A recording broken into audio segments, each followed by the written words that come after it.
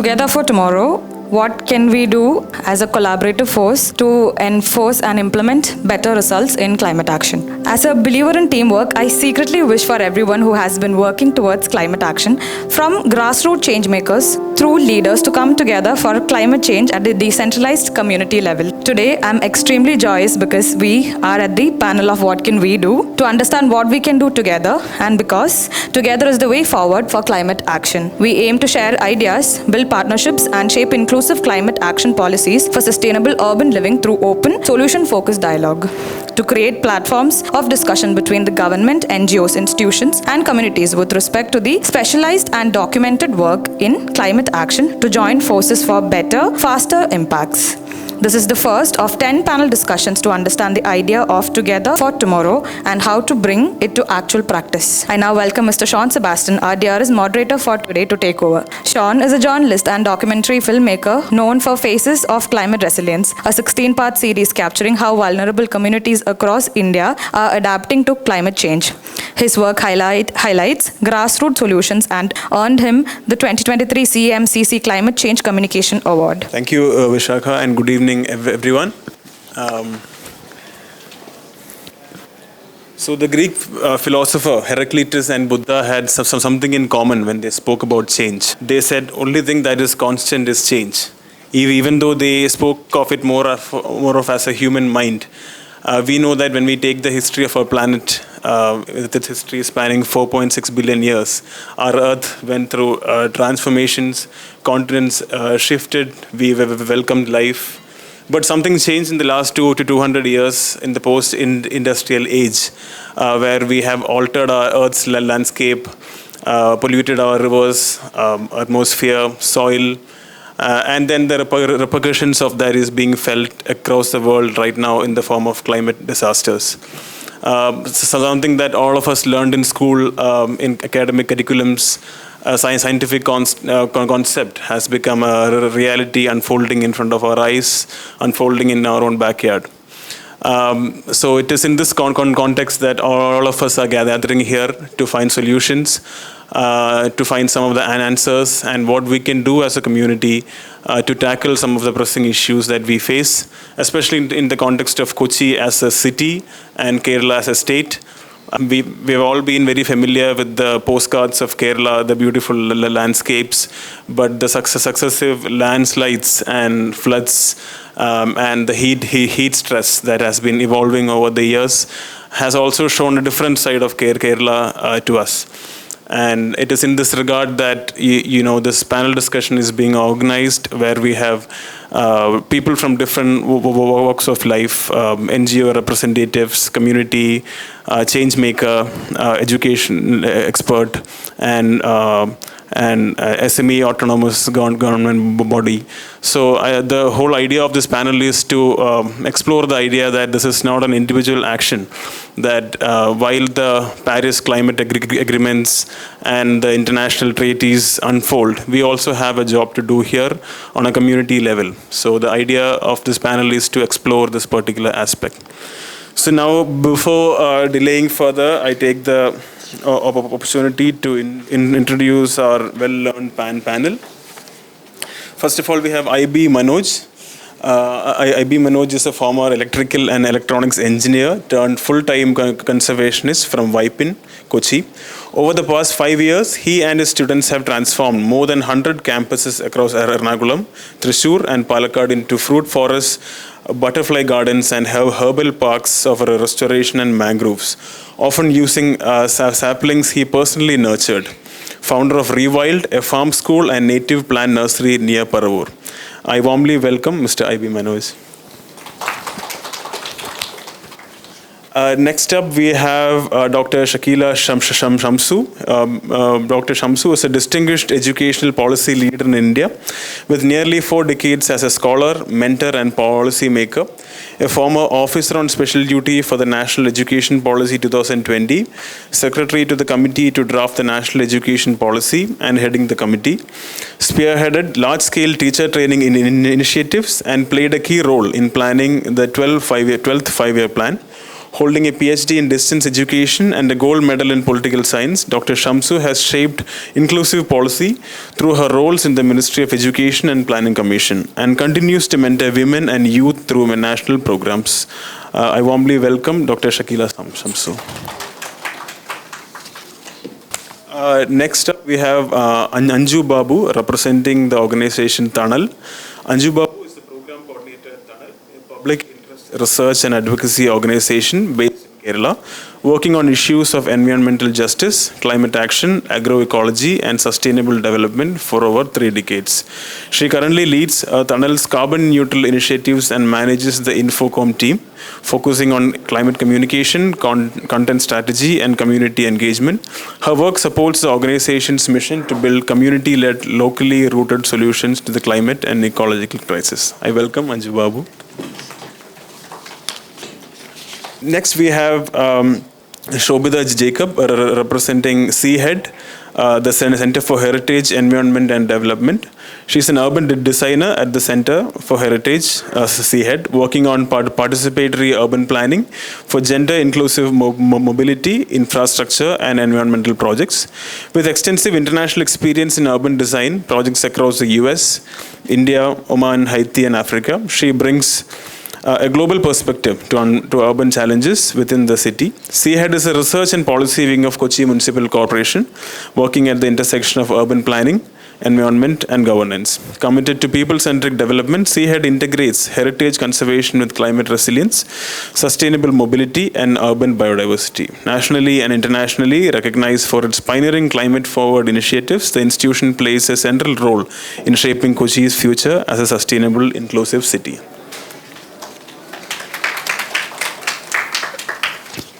So,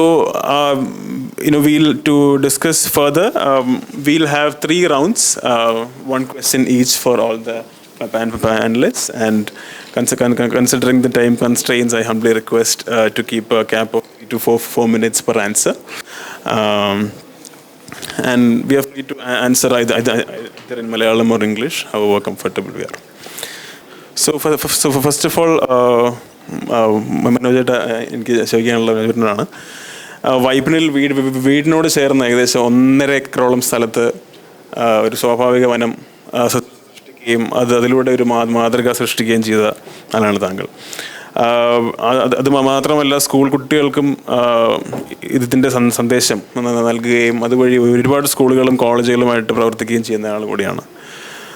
ഈ യാത്രയുടെ തുടക്കം എങ്ങനെയാണ് ഈ തുടർച്ചയായ പരിശ്രമത്തിന് പിറകിലുള്ള ഒരു ആശയം എന്താണ്? പിന്നെ ഇത്തരം ഒരു ഒറ്റയാൾ പോരാട്ടം എന്നൊക്കെ വേണമെങ്കിൽ പറയാം, ഇത്തരം പോരാട്ടങ്ങളുടെ സമൂഹത്തിലുള്ള ആവശ്യം എന്താണ് നമ്മൾ പറയാം? തുടക്കം ഏതാണ്ട് 28 വർഷങ്ങൾക്ക് മുമ്പാണ്. വീടിനോട് ചേർന്ന് ഒരു 1.5 ഏക്കർ സ്ഥലമുണ്ട്. അവിടെ 10 സെൻറ്റിലാണ് തുടങ്ങുന്നതെന്ന് വെച്ചാൽ നമ്മുടെ അന്നത്തെ ഒരു ആശയം എന്ന് പറയുന്നത് ഒരു കൃഷിയിടെന്ന് തന്നെ വിളിക്കാൻ പറ്റില്ല. ഞാൻ ചെയ്യുന്നത് കൃഷിയല്ല, കാട് വളർത്തലാണ്. അപ്പോൾ 1.5 ഏക്കറിൽ വീഴുന്ന തെങ്ങിൻ്റെ ഓല, അടയ്ക്കാമരപ്പട്ട, കരിയിലകൾ ഇതെല്ലാം ഈ 10 സെൻറ്റിൽ കൊണ്ടുവന്നിടുകയും പൊതയിടുക എന്ന് പറയും, ഇംഗ്ലീഷിൽ മൾച്ചിങ് എന്ന് പറയും. അതോടൊപ്പം കിട്ടാവുന്ന എല്ലാ വിത്തുകളും ശേഖരിക്കും. ഫലവൃക്ഷങ്ങൾ, തണൽ മരങ്ങൾ, വനവൃക്ഷങ്ങൾ, കുറ്റിച്ചെടികൾ അതെല്ലാം ഈ പൊതയിലിടും. അത് അടുത്ത മഴയ്ക്ക് അത് മുളച്ചു വരും. അങ്ങനെ 1.5 വർഷത്തോളം ഞാനത് ചെയ്തു. അങ്ങനെയാണ് അതിൻ്റെ തുടക്കം. ഇപ്പോൾ സ്വാഭാവികമായിട്ട് നമ്മൾ ശേഖരിക്കുന്ന വിത്തുകളും നമ്മൾ നടുന്ന തൈകളും കൂടാതെ മറ്റുള്ള ജീവജാലങ്ങളും പക്ഷികളും അണ്ണാന്മാരും ഒക്കെ കൊണ്ടുവരും. അങ്ങനെ ഒരു നാച്ചുറൽ ഫോറസ്റ്റ് ഉണ്ടായി വരികയാണ് ചെയ്യുന്നത്. അപ്പോൾ പിന്നെ നമ്മുടെ ഇടപെടൽ കുറയ്ക്കുകയാണ് ഞാൻ ചെയ്തിട്ടുള്ളത്. അതായത് നമ്മൾ കഴിയുന്നത്ര വൈവിധ്യം കൊണ്ടുവരാൻ ശ്രമിച്ചിട്ടുണ്ട്. മോണോക്രോപ്പ് അല്ലാതെ, അതായത് ഒരു മോണോകൾച്ചറിലല്ല. അപ്പോൾ പിന്നെ നമ്മൾ പ്രൂണിങ്, വീഡിങ് അതൊന്നും ചെയ്യാറില്ല. പിന്നെ കഴിയുന്നത്ര നോൺ വയലൻ്റ് ആയിട്ടാണ് ചെയ്യാൻ ശ്രമിച്ചിട്ടുള്ളത്. അതായത് ഒന്നിനെയും തുരത്താൻ ശ്രമിക്കുന്നില്ല. ഇപ്പോൾ നമ്മൾ ഒരു രീതിയിലുള്ള കീടനാശിനികൾ ഉപയോഗിക്കാറില്ല. ഇപ്പോൾ നമ്മൾ ജൈവ കൃഷിയൊക്കെ ചെയ്യുമ്പോൾ ജൈവ കീടനാശിനികളൊക്കെ ഉപയോഗിക്കും, അതുപോലും നമ്മൾ ഉപയോഗിക്കാറില്ല. പിന്നെ മറ്റുള്ള ജീവജാലങ്ങളെ കൂടി പരിഗണിച്ചുകൊണ്ടുള്ള ഒരു പ്രവർത്തനമായിരുന്നു. അപ്പോൾ ആദ്യഘട്ടത്തിൽ വീടിനോട് ചേർന്ന് ചെയ്തു ഇതൊക്കെ. അതിനുശേഷം സുഹൃത്തുക്കളുടെ വീടുകളിൽ ചെയ്യാൻ തുടങ്ങി. പിന്നെ സ്കൂളുകളിലും കോളേജുകളിലൊക്കെ ഇപ്പോൾ പോയി ചെയ്തു കൊടുക്കുന്നുണ്ട്. ഇപ്പോൾ fruit forest, butterfly parks, herbal gardens, biodiversity parks, പിന്നെ ബാംബു ഡിഫറെൻറ്റ് സ്പീഷീസ്. അപ്പോൾ നമുക്കൊരു സ്പേസ് കിട്ടുകയാണെങ്കിൽ കഴിയുന്നത്ര ജൈവവൈവിധ്യം അവിടേക്ക് കൊണ്ടുവരാനാണ് നമ്മൾ ശ്രമിക്കുന്നത്. അതോടൊപ്പം ഇതെല്ലാം ഒരു ലേണിംഗ് സ്പേസ് ആയിട്ട് മാറും. ഇപ്പോൾ സ്കൂളുകളിലും കോളേജുകളിലും ചെയ്യുമ്പോൾ കുട്ടികളുടെ ഒരു പാർട്ടിസിപ്പേഷനോട് കൂടിയാണ് ഇത് ചെയ്യാറുള്ളത്. പിന്നെ ഇപ്പോൾ റീവൈൽഡ് എന്നുള്ള പേരിൽ ഒരു നാടൻ തൈകളുടെ നഴ്സറിയും കുട്ടികൾക്ക് വേണ്ടി ഒരു ഫാം സ്കൂളും തുടങ്ങി പറവൂര്. അവിടെ നമ്മൾ റെസിഡൻഷ്യൽ വർക്ക്ഷോപ്സും ഇപ്പോൾ ചെയ്തു തുടങ്ങിയിട്ടുണ്ട്. വരുന്ന കുട്ടികൾക്കും മുതിർന്നവർക്കും വരാം. അവരെ എക്യുപ്പ് ചെയ്യുക എന്നുള്ളതാണ്, അവരെ പഠിപ്പിക്കാൻ. നമ്മൾ ഒരു കുട്ടിയെ ഒന്നും പഠിപ്പിക്കാറില്ല, നമ്മൾ ചെയ്യുന്ന പ്രവർത്തനങ്ങളുടെ ഭാഗമാവുകയും അതോടൊപ്പം ഒരു എക്സ്പീരിയൻഷ്യൽ ലേണിംഗ് സ്പേസ് ഒരുക്കാനാണ് നമ്മുടെ ശ്രമം. ഓരോ സ്കൂളിനോടും കോളേജിനോടും ചേർന്നും നമുക്കൊരു എക്സ്പീരിയൻഷ്യൽ ലേണിംഗ് സ്പേസ് ഒരുക്കാം. അതിലൂടെ കുട്ടികൾ കടന്നു പോവുകയും അവർക്ക് അവരവരുടെ ഇടങ്ങളിൽ ചെയ്യാനുള്ള ഒരു പ്രാപ്തി കൈവരിക്കണം. അതാണ് നമ്മുടെ ആഗ്രഹം. Thank you. എനിക്ക് തോന്നുന്നു nature based solutions for climate change അതൊരു ഗ്ലോബലി ഉയർന്നു വരുന്ന ഒരു ആശയമാണ്. മാംഗ്രോവ്സും കാടുകളും മാംഗ്രോവ്സും മറ്റ് റീവൈൽഡിങ് ബേസിക്കലി അതിലൂടെ പ്രകൃതിക്ഷോഭങ്ങൾക്കെതിരായിട്ടൊരു നാച്ചുറൽ ബഫർ സോൺ ക്രിയേറ്റ് ചെയ്യുക എന്നുള്ളൊരു ആശയത്തിൻ്റെ ഭാഗമായിട്ട് വേണം നമുക്ക് മനോജേട്ടൻ്റെ പ്രവർത്തനങ്ങൾ കാണാൻ എനിക്ക് തോന്നുന്നു. എനിക്ക് ചോദിക്കാനുള്ള രണ്ടാമതായിട്ട് ഡോക്ടർ ഷംസു മേഡത്തോടാണ്. നമുക്ക് ദേശീയ വിദ്യാഭ്യാസ നയത്തിൽ പ്രധാനപ്പെട്ട പങ്ക് വഹിച്ച ആളാണ് താങ്കൾ. അപ്പോൾ നമുക്കറിയാം നമ്മൾ ലാർജ്ലി ക്ലൈമറ്റ് ചേഞ്ച് എന്ന് പറയുമ്പോൾ വരും ഭാവി തലമുറയ്ക്ക് വേണ്ടി ഒരു ബെറ്റർ വേൾഡ് മാറ്റിവെക്കുക എന്നൊരു ആശയത്തോടെയാണ് മുന്നോട്ട് നീങ്ങുന്നത്. അപ്പോൾ അതിൻ്റെ ഭാഗമായിട്ട് നോക്കുമ്പോൾ കുട്ടികളിൽ, സ്കൂളുകളിലും വിദ്യാർത്ഥികളിലും ക്ലൈമറ്റ് ചേഞ്ചിൻ്റെ ആശയങ്ങൾ കൊണ്ടുവരിക എന്നുള്ളൊരു പ്രധാനപ്പെട്ട കോൺസെപ്റ്റാണ്. അപ്പോൾ ഈ അതിലേക്കുള്ള യാത്ര ഇപ്പോൾ നമ്മുടെ ഇന്ത്യൻ കരിക്കുലം നോക്കുകയാണെങ്കിൽ ക്ലൈമറ്റ് ചേഞ്ച് അല്ലെങ്കിൽ ക്ലൈമറ്റ് റെസിലിയൻസ് എന്ന ആശയമാണ് കൂടുതൽ. ഇപ്പോൾ കഴിഞ്ഞൊരു 10-20 വർഷമായിട്ട് ക്ലൈമറ്റ് ചേഞ്ച് എന്ന കോൺസെപ്റ്റ് മാറി നമ്മൾ കൂടുതൽ ക്ലൈമറ്റ് റെസിലിയൻസ്, മിറ്റിഗേഷൻ, അഡാപ്റ്റേഷൻ മുതലായ ആശയങ്ങളിലേക്ക് പോകുന്നുണ്ട്. അപ്പോൾ ഇത്തരം ആശയങ്ങൾ എത്രത്തോളം ഇപ്പോഴത്തെ നമ്മളുടെ സ്കൂൾ കരിക്കുലത്തിലുണ്ട്, അല്ലെങ്കിൽ ഇനി ആ മേഖലയിൽ നമ്മൾ കൂടുതൽ ചെയ്യേണ്ട ആവശ്യം ഉണ്ടോ? What are the challenges and what are the existing situation when we speak about this? So thank you, Shawn, and I'll answer in English. So firstly, let me thank Visakha and Shawn for having put this thing together, and Maatam. In fact, when she spoke about Maatam, I didn't understand that Maatam in Malayalam means change. Because having been out of Kerala for a substantial part of my life, it read as Maatam, and Maatam in Hindi means sorrow. So I wasn't able to relate that. It's glad that she clarified it's Maatam in Malayalam, just as Thanal is shade in Malayalam. Yes. So the intersections of climate resilience to the school curricula as part of the national education policy is where we have introduced under the curricular areas, interdisciplinary areas. And under interdisciplinary, we talk about 3 aspects. One is environment, the other is gender, and the third is technology. These 3 are interdisciplinary, which cuts across a number of subjects. And therefore, we thought about introducing that as being very critical in the policy, because we are talking in school curricula of 4 stages, which is the foundational, preparatory, middle, and secondary stage. That is as per the NEP new paradigm of the 5 plus 3 plus 3 plus 4. But leaving that out, I mean the structure and so on, it's more about sensitizing young children to be aware, firstly, the importance of what we may call environmental literacy. Just as we talk about digital literacy and financial literacy and legal literacy and so on, today it is very important that we talk about environmental literacy so that children are aware about things they need to do and things they need not do, and why does it matter. At the bottom line, why does environment matter? Now, that has to be done when you're dealing with nurturing minds in a very, very, I would say, focused manner, at the same time very sensitive. You see, a young child who spends a substantial part in the school, in fact, when coming back home and when the parent tells something, and maybe some of you relate to that, the child will say, my teacher told me in this manner, and that carries more weightage than what the parent would say. So it is very important that the teacher in the class makes small young children also do activities which help to sort of protect the planet Earth. And so when you come to higher education or when you come to Secondary stage schooling, you can talk about sustainable development and the intersections between climate change and climate mitigation and so on. But at young age, which is we are talking about a 3-year-old child dealing with maybe 3 to 8 years or up to 11 years, looking at, let us say, gardening in the school for that matter. And when you have persons like Manoj going to schools, creating biodiversity parks, we have someone from the National College for Teacher Education here, where he has gone and actually done that. These are actual examples where you actually give the child the kind of feeling of experiencing Earth. And it cannot be theoretical. It has to be experiential. So it is important that, and the NEP, in terms of the policy, we have said all aspects relating to the curricular approach to understanding nature, understanding ecology, understanding the various forms of environment, be it air that we breathe or water that is around or the forestation that is there, all this needs to be understood in an experiential manner. Therefore, putting them into activities, not making them sit in classrooms, but taking them to the field to actually understand the kinds of plants that are there, the kind of soil that is required, the kind of vegetation that happens and the different forms of, let's say, the forms of life. You see, even when you have a butterfly that flies from the stage of the entire process, that stage itself, when a child learns to appreciate that, that is what the NEP tries to do. And for these kind of areas, you can never have assessment which is theoretical by nature. You must have assessment which is based on activities. Here, as parents, some of you all sitting over here, when the child comes home with a project and the child is asked to prepare a kind of a poster in which you want them to portray something, you can help them in identifying where that is available, but don't do it for the child. It's a grave mistake that we do as parents.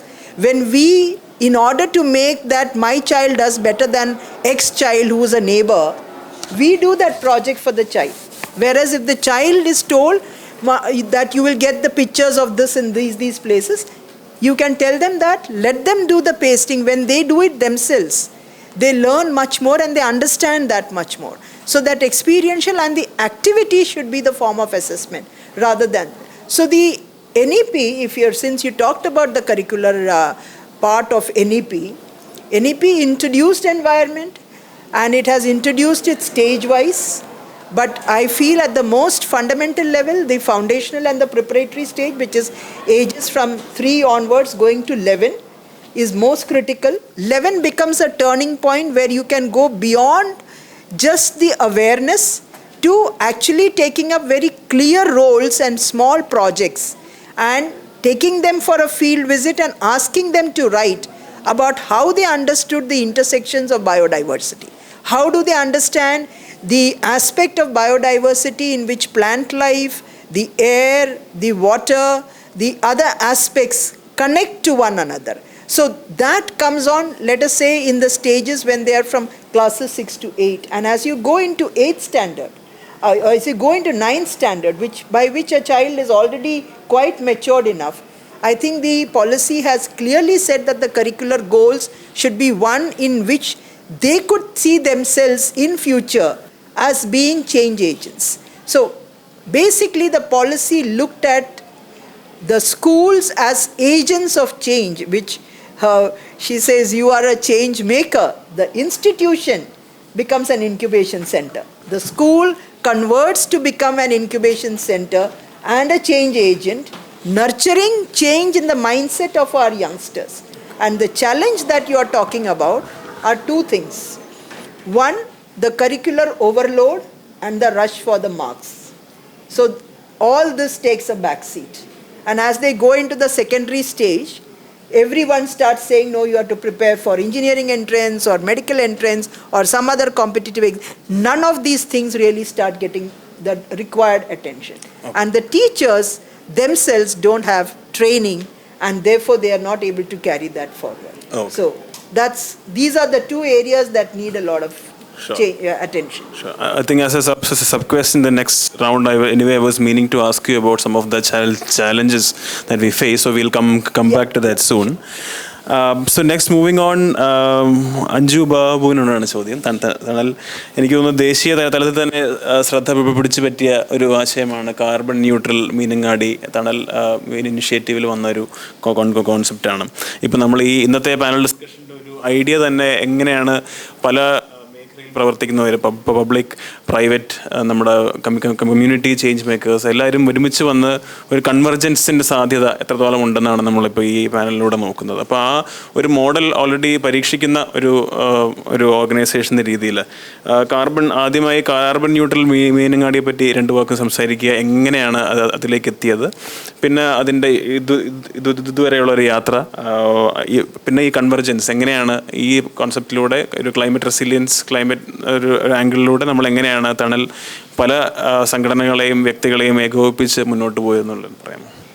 First of all, good afternoon everyone, and thank you Maatam team, and thank you everyone for giving me this opportunity to share the learnings and experiences from Thanal.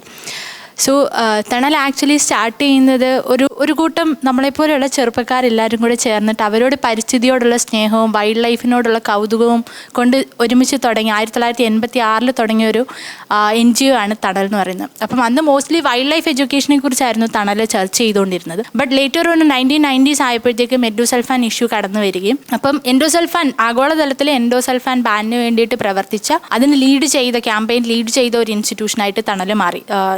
India represent ചെയ്തുകൊണ്ട് Stockholm കൺവെൻഷനിലും തണലിൻ്റെ പ്രതിനിധികൾ ഉൾപ്പെടെ പോയിട്ടുണ്ടായിരുന്നു. Later 2002 ആയപ്പോഴത്തേക്കുമാണ് വേസ്റ്റിൻ്റെ issue, പ്ലാസ്റ്റിക്കിൻ്റെ issue, waste management ഒരു വലിയ issue ആയിട്ട് വന്നു. അപ്പം വേസ്റ്റിനെ കുറിച്ചുള്ള ക്യാമ്പയിൻസ് തണൽ സ്റ്റാർട്ട് ചെയ്തു. So it was from wild life education Thanal started to say no to a lot of things. Say no to pesticides, say no to chemicals, say no to plastic.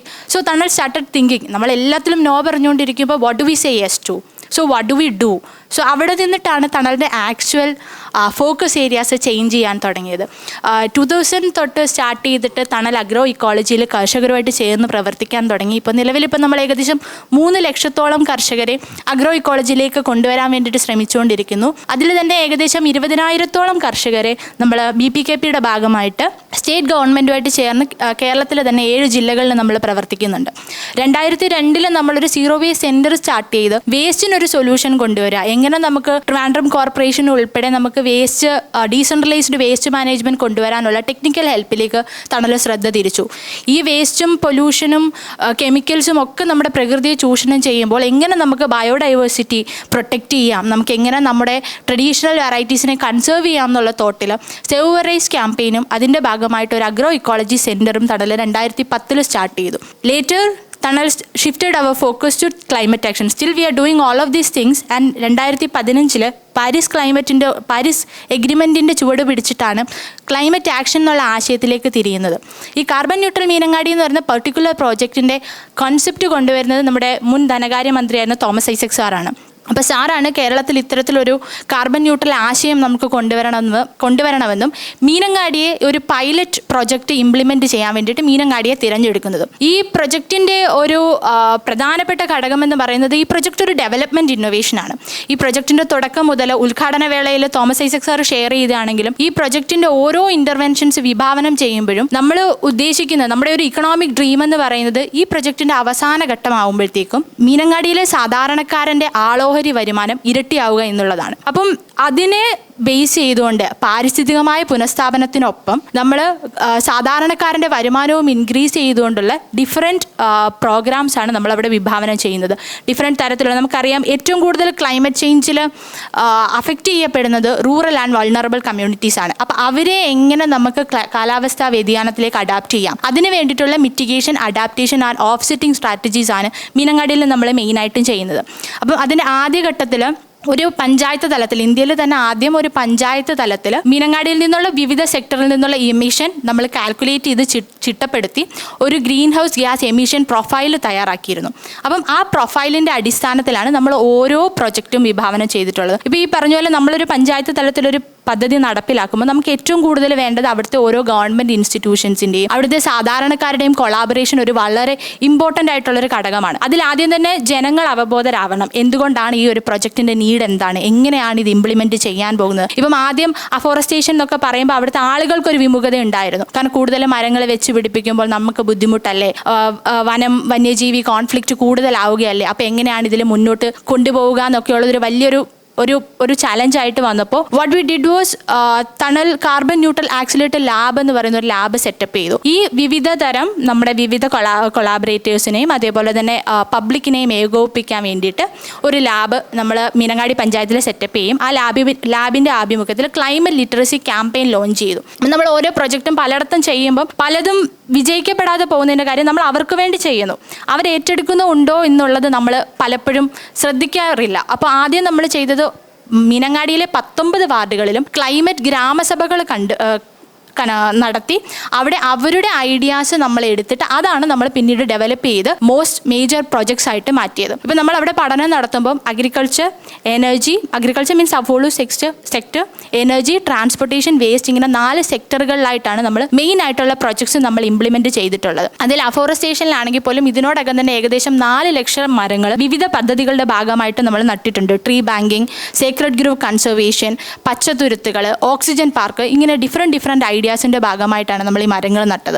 ഇപ്പോൾ 2014 date എടുത്ത് നോക്കുമ്പം 927 hectare ആയിരുന്നു അന്ന് agro forestry system മീനങ്ങാടിയിൽ ഉണ്ടായിരുന്നു. അപ്പം ഇപ്പോൾ 2023 നമ്മളൊരു data റീഅനലൈസ് ചെയ്യുമ്പം കനോപ്പി കവറിൽ തന്നെ ഏകദേശം 1422 927 നിന്ന് 1422 ഹെക്ടർ ആയിട്ട് ഉയർത്താൻ വേണ്ടിയിട്ട് ഇത്തരം അഫോറസ്റ്റേഷൻ പ്രോഗ്രാംസിന് സാധിച്ചിട്ടുണ്ട്. അതേപോലെ തന്നെ വേസ്റ്റ് സെക്ടറിൽ വരുന്ന 3% എമിഷൻ, ആകെ എമിഷൻ്റെ 3% മാത്രമായിരുന്നു വേസ്റ്റ് സെക്ടറിൽ നിന്ന് വരുന്നത്. അത് പൂർണ്ണമായും ആ എമിഷൻ കുറയ്ക്കാൻ വേണ്ടിയിട്ട് പഞ്ചായത്തിന് സാധിച്ചിട്ടുണ്ട്.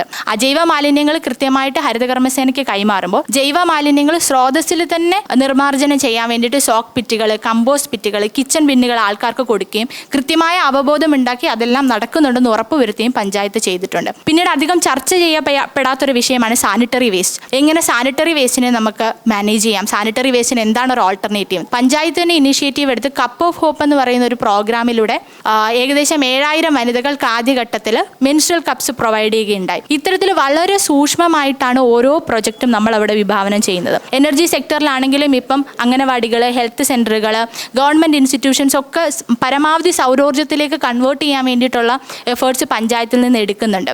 നമ്മൾ യൂത്തിൻ്റെ എൻഗേജ്മെൻറ്റ് ഇപ്പം മനോജേട്ടൻ പറഞ്ഞ പോലെ ആണെങ്കിലും ഒക്കെ നമുക്ക് കുട്ടികളെ കൂടുതൽ എങ്ങനെ കൊണ്ടുവരാം, ഒരു എഡ്യൂക്കേഷൻ ലെവലിൽ എന്ത് ചെയ്യാമെന്ന് ആലോചിച്ചപ്പോഴാണ് ഈ ലിറ്ററസി ക്യാമ്പയിൻ്റെ തന്നെ ഭാഗമായിട്ട് കാർബൺ ന്യൂട്രൽ ആക്സിലേറ്റർ ലാബ് എല്ലാ വർഷവും കൃത്യമായിട്ട് എഡ്യൂക്കേഷണൽ ഇൻസ്റ്റിറ്റ്യൂഷനിൽ അതുപോലെ തന്നെ SHG യൂണിറ്റ്സിൽ MNREG വർക്കേഴ്സിൻ്റെ ഇടയിലൊക്കെ കൃത്യമായിട്ട് അവയർനെസ് സെഷൻസ് കണ്ടക്ട് ചെയ്യും. നമ്മൾ ഒരു സെറ്റ് ഓഫ് ക്ലൈമറ്റ് വോളണ്ടിയേഴ്സിനെ നമ്മൾ റിക്രൂട്ട് ചെയ്യുകയും ചെയ്തിട്ടുണ്ട്. അപ്പോൾ അതിൽ മോസ്റ്റ്ലി നമ്മുടെ അവിടെ തന്നെയുള്ള പോളിടെക്നിക്കിലെ സ്റ്റുഡൻസ് ആണ് ഈ ക്ലൈമറ്റ് വോളണ്ടിയേഴ്സ് ആയിട്ട് ജോയിൻ ചെയ്തിട്ടുള്ളത്. അപ്പം അവരിൽ വന്നൊരു മൈൻഡ് സെറ്റ്, ഒരു പോസിറ്റീവ് മൈൻഡ് സെറ്റ് നമുക്ക് ഭയങ്കര ഒരു ഊർജ്ജം പകരുന്ന ഒരു ഇനിഷ്യേറ്റീവ് ആയിരുന്നു. നമ്മളവിടെ ഒരു 8 ഏക്കർ ലാൻഡ് വേനൽക്കാലത്ത് കൃഷി ചെയ്യാൻ പറ്റാതെ കിടന്നിട്ടുണ്ടായിരുന്നു. അപ്പം അവിടുത്തെ ആൾക്കാർക്ക് വേനൽക്കാലത്ത് ഒരു 4-5 വർഷമായിട്ടേ അവർക്ക് കൃഷി ചെയ്യാൻ പറ്റണില്ല. അപ്പോൾ എന്താണെന്നൊരു ഓൾട്ടർനേറ്റീവ് എന്ന് ആലോചിച്ചപ്പോൾ നമ്മൾ സോളാർ റിജനറേറ്റീവ് അഗ്രികൾച്ചർ അവിടെ ഇംപ്ലിമെൻറ്റ് ചെയ്തു. സോളാർ പമ്പ് യൂസ് ചെയ്ത് 14 ഫാർമേഴ്സ് ആയിരുന്നു ആദ്യം അവിടെ ഉണ്ടായിരുന്നു. അപ്പം ഈ solar water pump regenerative agriculture implement ചെയ്യുമ്പോഴെല്ലാം നമ്മുടെ കൂടെ ഹെൽപ്പ് ചെയ്തിട്ടുണ്ടായിരുന്നു ഈ കുറച്ച് ക്ലൈമറ്റ് വോളണ്ടിയേഴ്സ് എന്ന് പറഞ്ഞ കുട്ടികളാണ്. അപ്പം അതിൽ കൃഷി ചെയ്യുമ്പോഴാണെങ്കിലും കൃഷി വിത്തിടുമ്പോൾ തൊട്ട് ഏറ്റവും അവസാനം വരെ ഹാർവെസ്റ്റ് ചെയ്ത് അത് വിൽക്കുന്ന സ്റ്റേജ് വരെ ഈ കുട്ടികൾ എല്ലാ പരിപാടിയിലും കൂടി ഉണ്ടായിരുന്നു.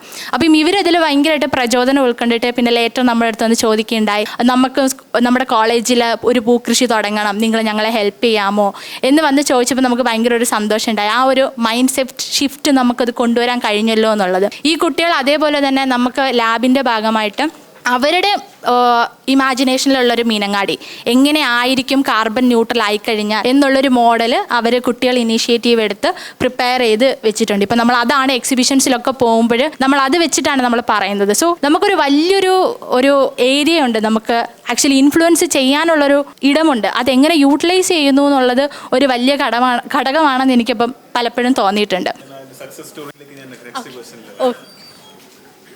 എനിക്ക് തോന്നുന്നു at the heart of climate action often lies the involvement of grassroots level organization, especially Kerala having a very strong local self-government body. I think for Kerala to build a climate resilient Kerala, the role of local self-government body is very crucial.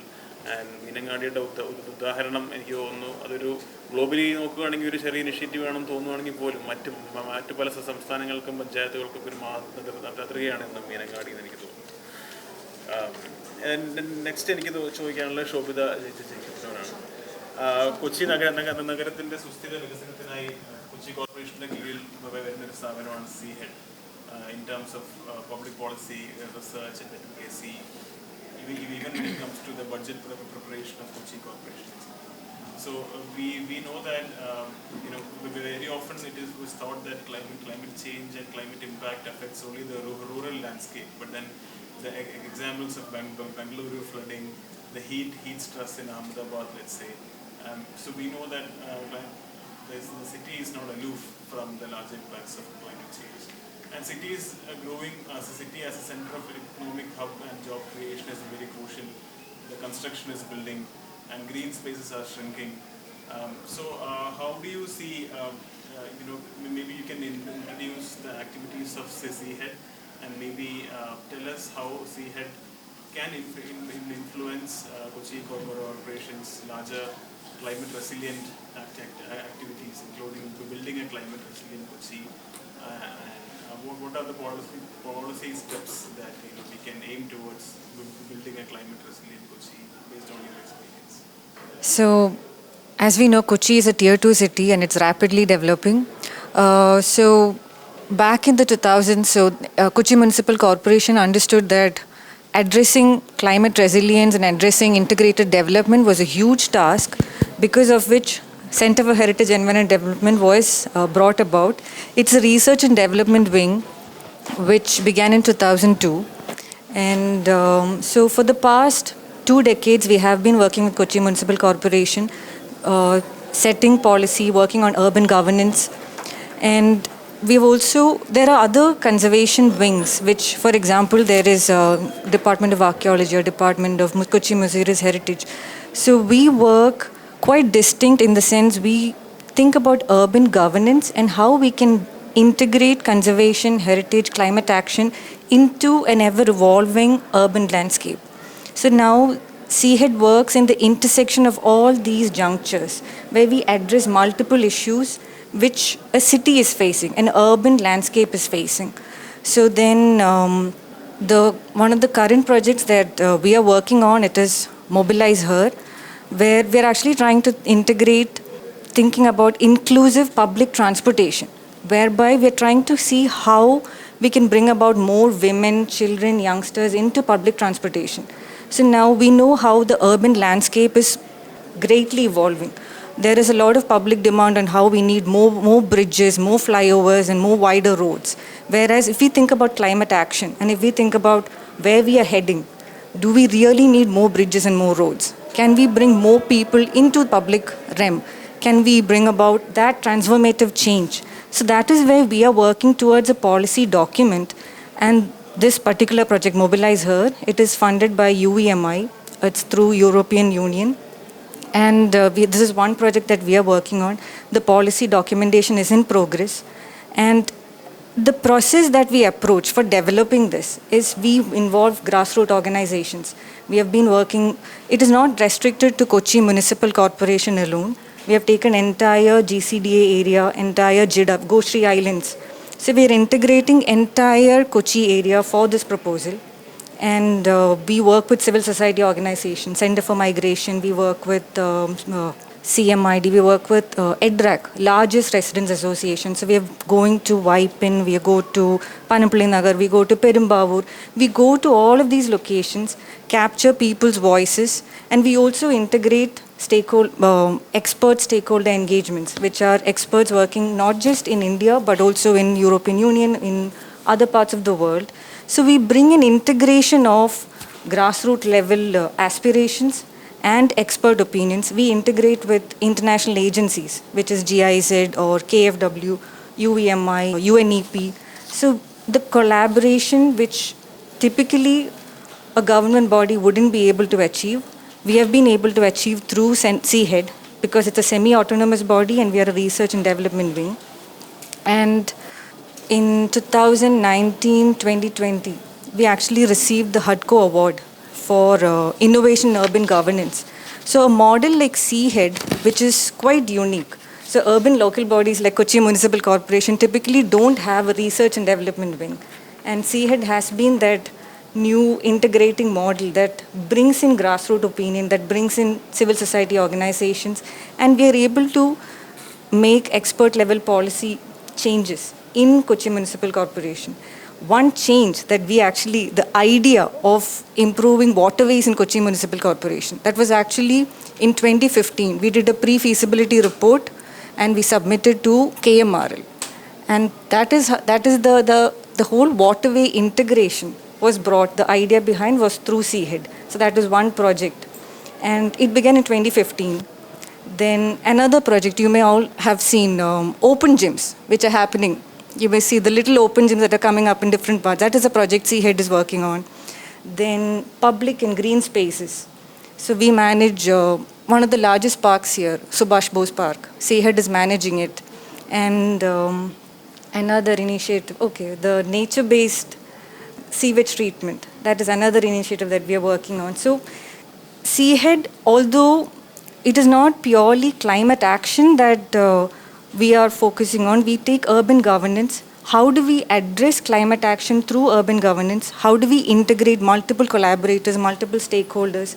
How do we bring into our area international agencies who can also advance urban level planning? So these are a multitude of works that C-Hed does. So I hope I've answered. Sure, thank you. I think your explanation kind of roots the idea that, first of all, the importance of public policy organizations in giving key data and research to the government departments to take action, because it is only based on data and research that solid action can be done. And very often we see the government departments or functionaries lack that kind of research. That's where external semi-autonomous bodies like C-Step or other international organizations step in with key recommendations and ideas. And definitely I'm sure that with the help of C-Hed, Kochi city might be moving a bit more closer to the idea of climate resilient city. Yeah. So now we move on to the next round where so I want to start with Dr. Shamsu. So you have spoken about the need to instill the idea of climate, environment, and everything at a very early age. And the role of parents and teachers is also really key in that aspect. But then we know that the Indian education system, like elsewhere, people are very career oriented. We need incentives or rewards, and very often we are, especially in this new digital age where we spend substantial time on screens and less connected to nature. So we have twin challenges before us. One, we are away from the real nature. Two, the entire system is run on rewards and incentive. So for example, how can we inspire and instill this notion that there can also be like change maker like Manoj, and is there a need to give that kind of reward or incentive so that people and students can take up that kind of passion or mission in their lives? So thank you, Shawn, for that very, I would say, pertinent kind of a question. And it is true to some extent that today we operate at a level, even if we are playing a game on our mobiles, depending on each age group, we play different games. Everyone likes to know that we are on a winning streak. That streak that we get and that reward that comes helps us to go on to the next level. Now a child actually relates to that kind of getting recognition. And there are organizations, I wear another cap in the sense that I'm a governing council member of a body called India Mun, that is the Model UN. And there we are working with schools to get recognized by their affiliation to the organization like Model UN and be recognized for activities where children can participate in hackathons relating to the ecology and so on, and to set up eco clubs in their own institutions. And at the same time, we conduct individual level hackathons on nature and environment and so on, so that children then feel that every hackathon that they participate and their idea gets recognized is a kind of recognition for their own self, and the institution also tries to take that forward. Now, the same manner, when you are talking in terms of the forestation part of it, under the Model UN itself, schools which are affiliated to them, we are, and I'm telling this not from the point of view of NEP alone, but from a point of an initiative that's happening, where we are talking of them being called as forest ambassadors. So when they become forest ambassadors, they actually go around doing what Manoj has been doing in terms of planting trees. And where there has been blatant rape of nature and afforestation that has taken place in the name of development, they go around regenerating those forests. And please understand, there is a larger issue to this whole thing. I'm going out beyond the ambit of just the national education policy to understand that it's always the marginalized who get affected by all these changes that happen in environment. The first liability are women. The second are the tribals. So the entire Protection of Tribal Area Act, the entire rights that you are seeing in Manipur, for example, comes out of it because of the ownership of the produce that comes in the forest land. And a very recent movie which Tovino had acted in that movie, I can't get the Malayalam. Yes. Now that is where you are actually seeing how tribal communities are branded as being terrorists, and tribal communities are not having the right of usage over the spaces within which we live. Now, these are the larger issues when I talk about higher education and secondary level students who need to understand that. Rather than looking at it only from an entertainment point of view, what is the message that it sends out? What I am not talking about all the dramatics that went into it. But this is a kind of message that we need to understand, that all of us sitting here, and I say that in a certain sense of angst, that we are oppressors. We are oppressors because we are not, the moment we start sympathizing and not empathizing with them, we tend to be oppressors. It is important for us to understand that the food that comes on our table comes in through a process, and that is where the schools need to really start looking at the importance of understanding agriculture. India is an agrarian country. My counterparts who studied with me and who are there in Bombay, if you ask their grandchild where does an apple come from, you can get an absolutely stupid answer that it comes from Reliance Fresh, because the child doesn't know that an apple is cultivated. Now this is the degree of ignorance that we are promoting through a number of our educational systems. And the whole thing, if it needs to have a turnaround, is in trying to sensitize children, parents, teachers, the community, all of them into smaller activities. You see, I can't go into a school and talk about what I'm talking about, tribal rights. But when I enter a college, I can talk about tribal rights. But when I'm in a school, as I said, gardening, for example, then going on further to understand how do you get money for it. See, climate financing, the entire the Global South dialogue is about the developed countries not wanting to finance the lesser developed countries, where the lesser developed countries are paying the price for the severe, blatant developmental hazards that have been created by the global north. So all these issues is not something that we need to really simply sit in a closed auditorium like this and talk. It is about making children aware, having debates, discussions, and please understand, a child of today who's so adept at using technology is actually open to these sort of ideas. So technology really doesn't come in the way of it.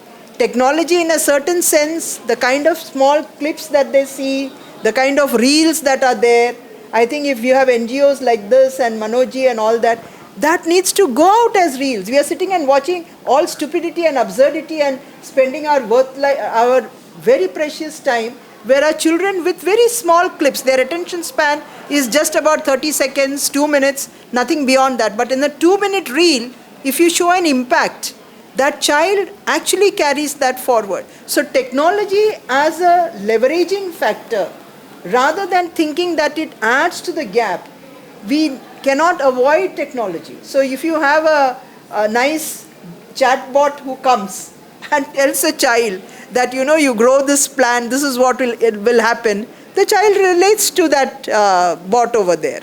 So we need to understand, you have to marry what seemingly seems to be at divergent parts. And therefore, I think all of us in our roles, don't be sympathizers, be empathizers. Don't look at technology as an enemy. Don't look at environment as an enemy.